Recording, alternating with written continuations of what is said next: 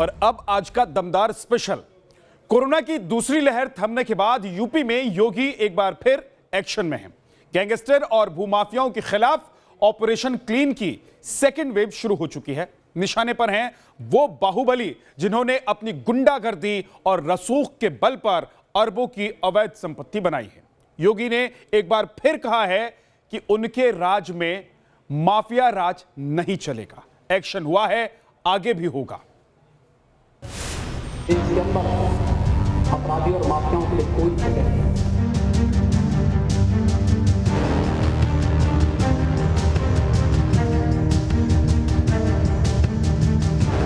सत्ता के संरक्षण में पल रहे गुंडे, माफिया, अपराधी, लुटेरे, ये सब के सब अगर उत्तर प्रदेश में रहेंगे तो फिर उनके लिए दो जगह होंगी।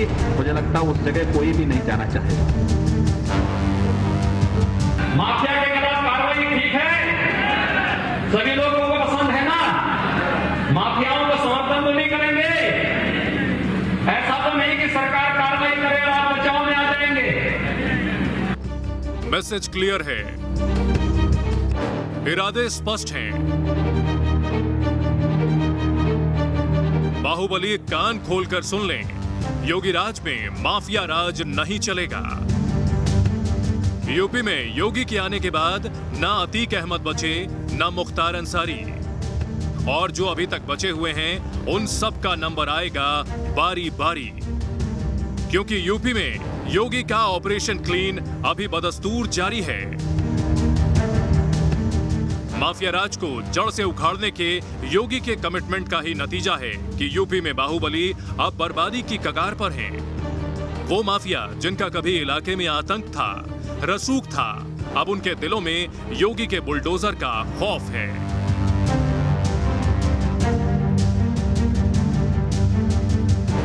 योगी और उनके सिपह सालारों ने हर माफिया को सबक सिखाने की ठान ली है। इस कड़ी में प्रशासन का ताजा डंडा चला है देवरिया के हिस्ट्री शीटर चंद्रशेखर यादव के ठिकाने पर। इस माफिया की 1 करोड़ 4 लाख रुपए की चल अचल संपत्ति कुर्क कर ली गई। इसी में ये श्याम पैलेस नाम का मैरिज हॉल है। 1 करोड़ की कीमत के इस मैरिज हॉल पर अब प्रशासन का ताला लग चुका है। गैंगस्टर चंद्रशेखर इलाके का दबंग हिस्ट्री शीटर है और उसके ऊपर अलग अलग थानों में आईपीसी की संगीन धाराओं में 1 दर्जन से ज्यादा मुकदमे दर्ज हैं। ज्ञातव्य है कि जनपद का एक लुटेरा चंद्रशेखर यादव, जिसके ऊपर लूट तथा फायरिंग आदि के अनेक संगीन अपराध दर्ज हैं, एक गैंगस्टर के रूप में उसने संपत्ति अर्जित करके अपने भाई के नाम एक मैरिज हॉल खुलवा लिया था। यह अचल संपत्ति जिसका अनुमानित मूल्य लगभग 1 करोड़ से अधिक का है, आज मजिस्ट्रेट और पुलिस की उपस्थिति में कुर्क कर दिया गया है। अब इन तस्वीरों को देखिए। इस 5 मंजिला इमारत को गिरने में 5 सेकंड का वक्त भी नहीं लगा।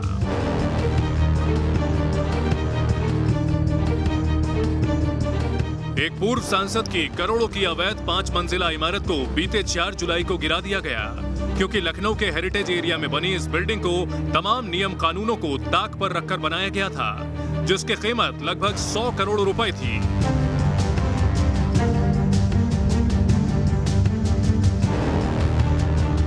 जो कहा वो किया। यूपी में योगी की अब यही पहचान है। अब से पहले गुंडों और माफियाओं में इतना खौफ नहीं देखा गया। साल 2017 में जब योगी अप्रत्याशित तौर पर सीएम बनकर सामने आए थे, तभी यूपी के कानून व्यवस्था को लेकर उनका नजरिया साफ था। योगी ने कुर्सी संभालते ही माफिया सरगनाओं को सुधर जाने का पैगाम दे दिया था।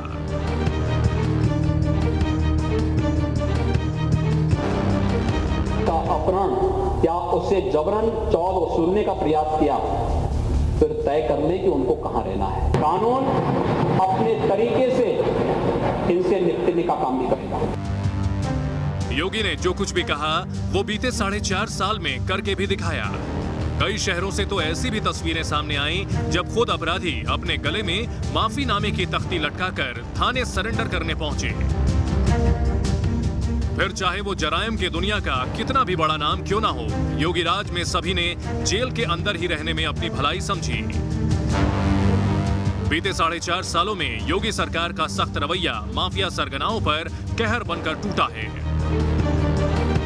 बीते 1 साल के ही आंकड़ों पर गौर करें तो यूपी पुलिस ने जनवरी 2020 से मई 2021 के बीच 25 माफिया और 8 कुख्यात अपराधियों के खिलाफ ताबड़तोड़ एक्शन लेते हुए उनकी 1128 करोड़ रुपए से ज्यादा की संपत्ति को या तो जब्त किया या अवैध निर्माण ध्वस्त करके उनके कब्जे से आजाद करवाया।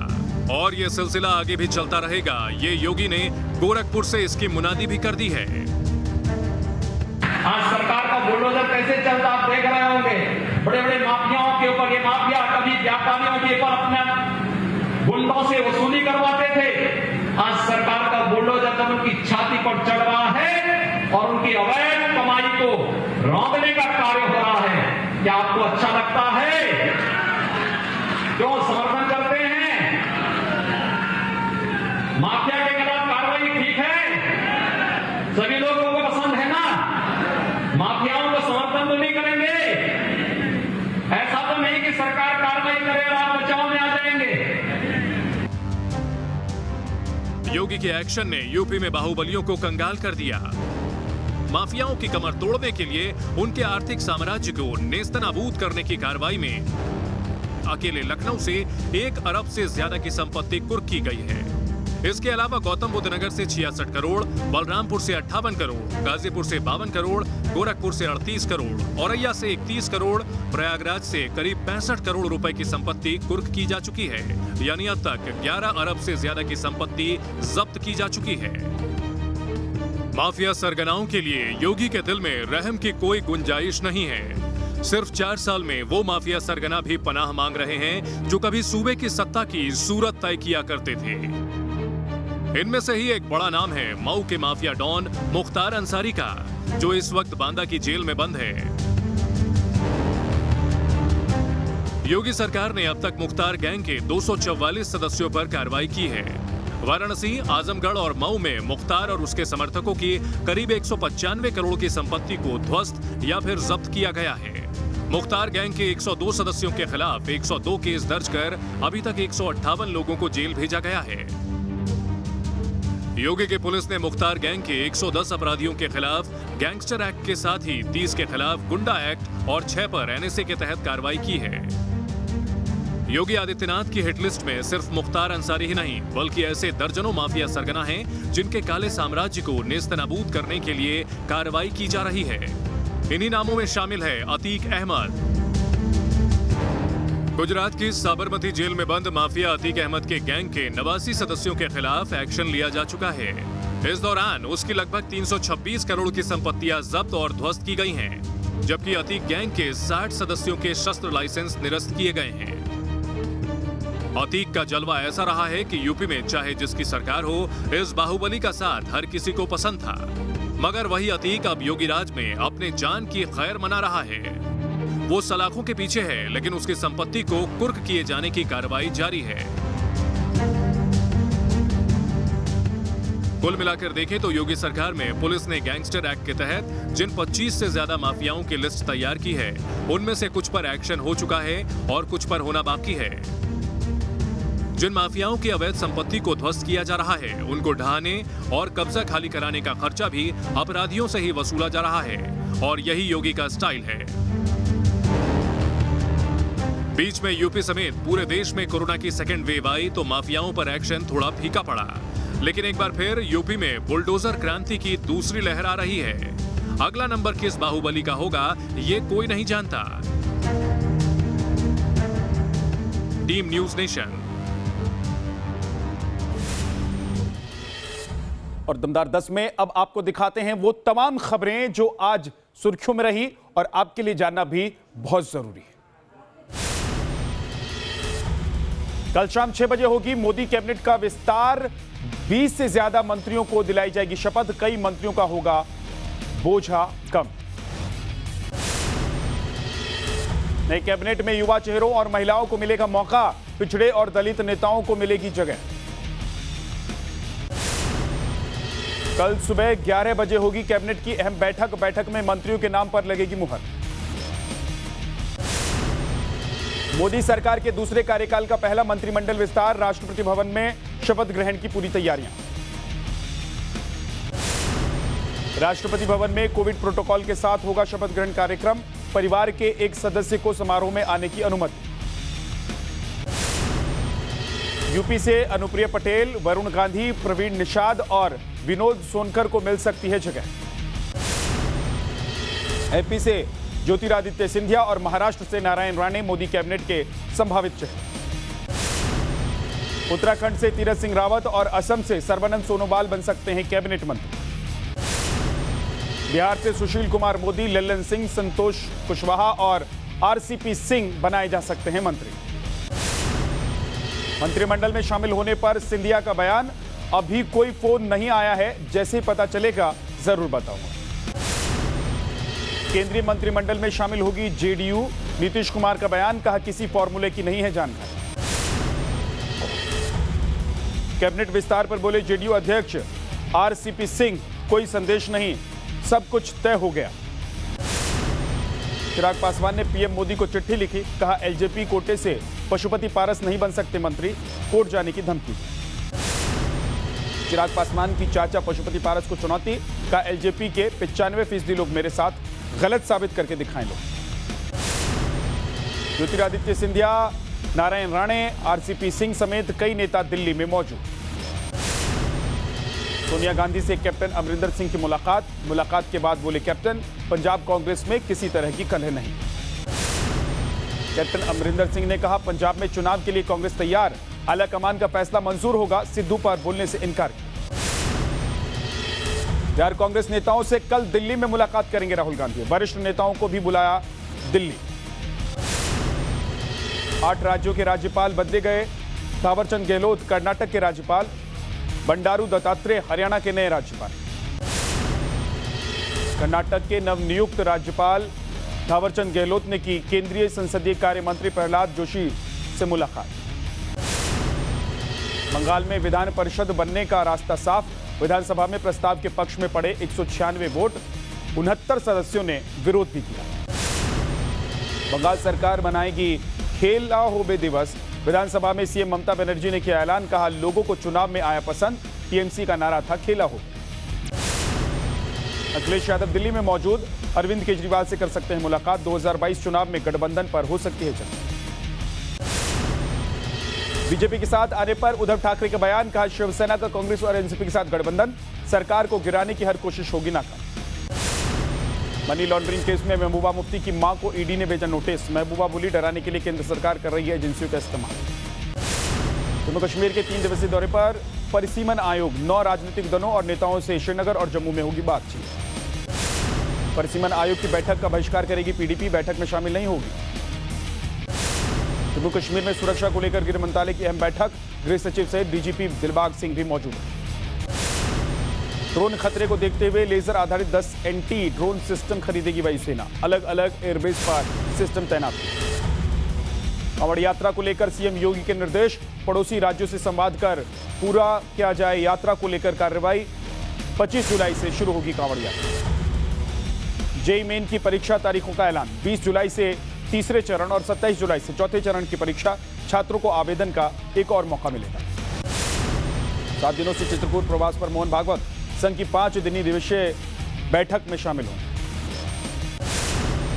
दिल्ली में मुख्यमंत्री कोविड परिवार आर्थिक योजना लॉन्च, कोरोना पीड़ितों को मिलेंगे 50,000 रुपए।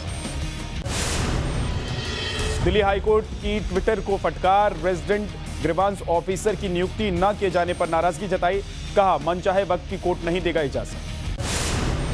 सीए की आड़ में 100 से ज्यादा लोगों का हुआ धर्मांतरण, उमर गौतम और काजी जहांगीर से पूछताछ में खुलासा।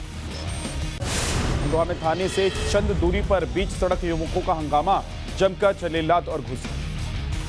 ग्वालियर के दीनदयाल नगर में युवकों की दबंगई, मामूली विवाद पर सब्जी विक्रेता को बेरहमी से पीटा।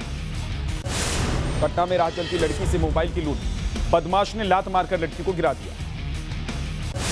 पंजाब के होशियारपुर में एक पिता को बेटी की हिफाजत करनी महंगी, छेड़छाड़ का विरोध करने पर पेड़ से बांधकर पीटा गया। राजस्थान की कोटपुतली में आग का तांडव, केमिकल कंटेनर गिरने से हुआ हादसा, केमिकल हटाते वक्त भीषण आग लगी। महाराष्ट्र के ठाणे में आग का तांडव, ठाणे के रेलवे स्टेशन रोड की मार्केट में आग लगी, आग से लाखों का सामान जलकर खाक।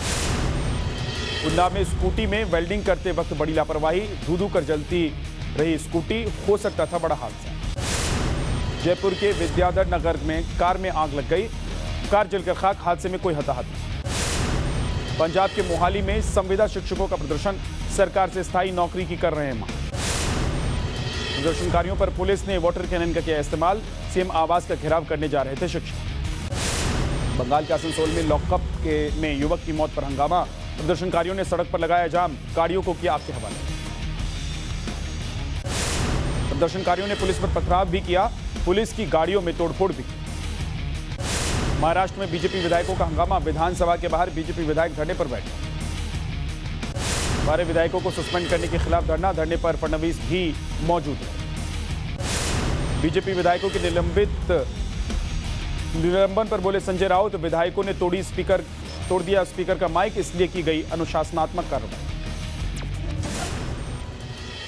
तो अफवाह से बचाने वाली खबर आपने देख ली, और इसके बाद अब हम आपको दिखाने जा रहे हैं कार चोरों के टेरर कनेक्शन की पड़ताल वाली खबर। दिल्ली पुलिस ने 2 चोरों को पकड़ा। शुरुआत में दोनों आम कार चोर की तरह हत्थे चढ़े थे, लेकिन जैसे जैसे पूछताछ और जांच आगे बढ़ती गई, दोनों के आतंकी कनेक्शन का खुलासा होता चला गया। अब पुलिस के साथ आईबी भी इस मामले की जांच कर रही है। क्या है यह पूरा मामला? 2 कार चोरों के तार आतंकियों के साथ कैसे जुड़ते नजर आ रहे हैं, हमारे इस स्पेशल रिपोर्ट में आपको दिखाते हैं।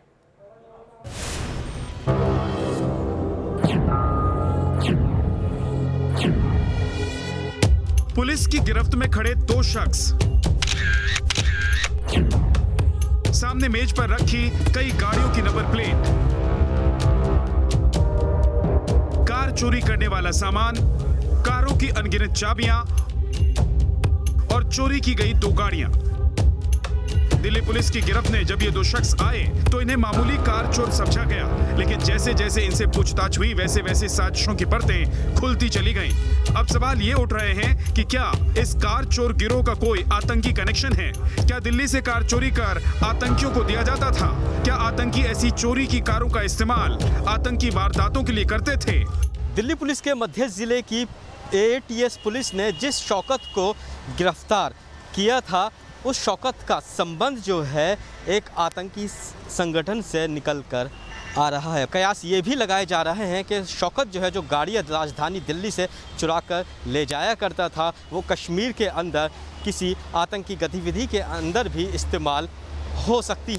फिलहाल जो है पुलिस जो है शौकत से इस पूरे एंगल के अंदर भी पूछताछ कर रही है और ये पता लगाने की कोशिश कर रही है कि अभी तक शौकत ने कितनी गाड़ियाँ कश्मीर के अंदर सप्लाई की हैं। साजिश के इस पूरे ताने बाने के तार अब इन 2 लोगों से जुड़े हैं। नीली शर्ट में खड़ा ये है शौकत अहमद उर्फ मल्ला और इसके बगल में खड़ा है दूसरा शख्स जुबैर।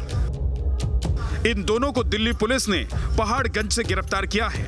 अब तक की जांच में खुलासा हुआ है कि शौकत अहमद सोपोर का रहने वाला है। वो श्रीनगर से दिल्ली फ्लाइट से आता था, चोरी की कार खरीदकर सड़क के रास्ते कश्मीर जाता था और वहां जाकर चोरी की गाड़ियां सस्ते दाम पर बेच देता था। आप सोचिए, कार की चोरी के लिए हवाई जहाज से आना और फिर गाड़ियों को घाटी में ले जाना। पुलिस को शक है कि चोरी की ये गाड़ियां आतंकियों को बेची जाती थी और पुलिस के शक की वजह है शौकत के मोबाइल फोन से बरामद हुए कुछ फोटो। दिल्ली पुलिस को आरोपी के फोन से आतंकियों की 6-7 फोटो मिली है। बताया जा रहा है कि इन फोटो में आतंकी AK-47 और दूसरे अत्याधुनिक हथियारों से लैस हैं। सूत्रों के मुताबिक एक फोटो में तो शौकत भी आतंकियों के साथ नजर आ रहा है। दिल्ली पुलिस फोटो में कैद आतंकियों की पहचान की भी कोशिश कर रही है। AATS सेंट्रल डिस्ट्रिक्ट ने जो 2 ऑटो लिफ्टर हाल में पकड़े हैं, जिनमें से एक शौकत जो कि सोपोर का रहने वाला है और ये हवाई जहाज से जम्मू कश्मीर से यहाँ दिल्ली आया करता था और फिर चोरी करके गाड़ियाँ वापस सोपोर की तरफ ले जाया करता था, जो कि इन्वेस्टिगेशन के बाद ही हमें समझ में आएगा कि ये गाड़ियाँ वहाँ किनको बेचता था, किस तरह के लोगों को बेचता था और आगे वो गाड़ियों का क्या इस्तेमाल होता था। शौकत अहमद कश्मीर में सरकारी ठेकेदार भी है, जबकि जुबैर यूपी में शामली के कैराना का रहने वाला है। वही कैराना जहां से दरभंगा रेलवे स्टेशन ब्लास्ट के 2 संदिग्ध आतंकियों को यूपी एटीएस ने हाल ही में गिरफ्तार किया है। खबरों के मुताबिक शौकत और जुबैर गाजियाबाद के लोनी के रहने वाले रिंकू उर्फ नूर मोहम्मद से चोरी की गाड़ियां खरीदा करता था। इसके बाद जाहिद, वसीम और याकूब के जरिए चोरी की वाहनों पर फर्जी रजिस्ट्रेशन नंबर लिखा जाता था। चेसिस, इंजन नंबरों को बदलकर उन वाहनों को कश्मीर ले जाया जाता था। बताया जा रहा है कि शौकत अब तक 100 से ज्यादा गाड़ियों को कश्मीर घाटी ले जा चुका है। आपको साल 2019 में हुआ पुलवामा हमला याद होगा, जिसमें एक बारूद भरी कार से सीआरपीएफ जवानों की बस से टकराकर आतंकियों ने बीच सड़क पर खून की होली खेली थी। इसके अलावा कई बार कश्मीर के कई इलाकों से विस्फोटकों से भरी कार भी बरामद की जा चुकी है। ऐसे में चोरी की कारों का टेरर कनेक्शन संभव है और इसीलिए दिल्ली पुलिस की एक टीम शौकत को लेकर बारामूला पहुंच चुकी है ताकि उसके टेरर लिंक की जांच की जा सके। पुलिस के पास शक की और भी कई वजह हैं। बताया जा रहा है कि एक आरोपी के हाथ में ऐसी बर्न इंजरी है जिस पर पुलिस को शक है कि यह किसी विस्फोटक के धमाके का जख्म हो सकता है। पुलिस सूत्रों के मुताबिक 15 अगस्त से पहले शौकत की दिल्ली में मौजूदगी भी शक को पुख्ता कर रही है।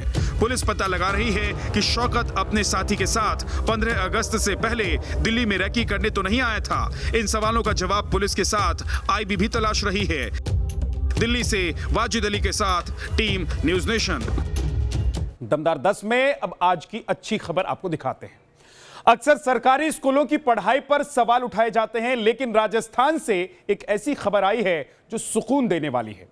यहां कोरोना काल में बच्चों की बंद पढ़ाई को फिर से शुरू कराने के लिए सरकारी स्कूल के टीचर्स ने एक अनोखी पहल की है। क्या है ये पहल और ये खबर क्या है अच्छी, आपको दिखाते हैं।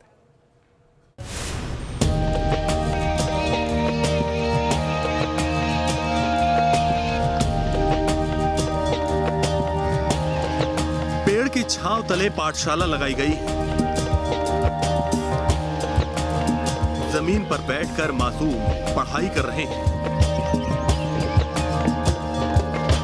सफेद बोर्ड पर शिक्षक छात्रों को लिखकर सबक समझा रहे हैं। कोरोना काल में जबकि पिछले 1.5 साल से स्कूल बंद है, ऐसे में राजस्थान से आई ये तस्वीरें यकीनन उम्मीद पैदा करती हैं।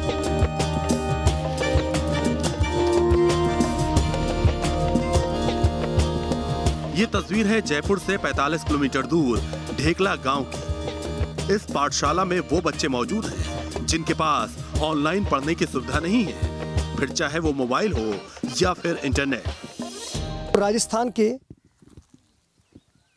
जम्वा रामगढ़ इलाके के ढेकला गांव से एक ऐसी अनूठी तस्वीर दिखा रहे हैं जो कहते हैं जहां चाह है वहां राह है।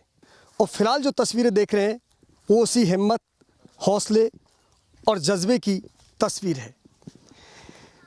ये ढेकला गांव के वो तमाम बच्चे हैं जो ऑनलाइन शिक्षा ले नहीं पा रहे हैं, आर्थिक स्थिति खराब है, लिहाजा यहाँ के जो स्टाफ हैं, जो टीचर हैं, उन्होंने एक अनोखी पहल शुरू की। सरकारी स्कूल के टीचर के जज्बे के कारण ही बच्चों की ये पाठशाला लग पाई है। सरकारी टीचर्स घर घर जाकर उन गरीब बच्चों को पढ़ा रहे हैं जिनके पास फोन नहीं है। तस्वीरें देखकर आपका मन खुश हो जाएगा। बच्चों को बाकायदा सोशल डिस्टेंसिंग के साथ बैठाया जा रहा है। हर बच्चे के मुंह पर आपको मास्क लगा मिलेगा। स्कूल प्रबंधन ने अपने स्तर पर रोस्टर प्रणाली अपनाई है। पूरे गांव की ढाड़ियों को 3 ब्लॉक में बांटा गया है। एक ब्लॉक में 25-25 स्टूडेंट का ग्रुप बनाकर उन्हें पढ़ाया जा रहा है। गांव परिवेश ऐसा है कि यहाँ के जो पेरेंट्स हैं उनके पास स्मार्टफोन नहीं है, तो बच्चे ऑनलाइन क्लासेस नहीं ले पा रहे। तो हमने क्या किया कि हमारे स्टाफ ने बैठ के ये किया कि भाई ये पढ़ाई अंतरपंथ कैसे भाई चले।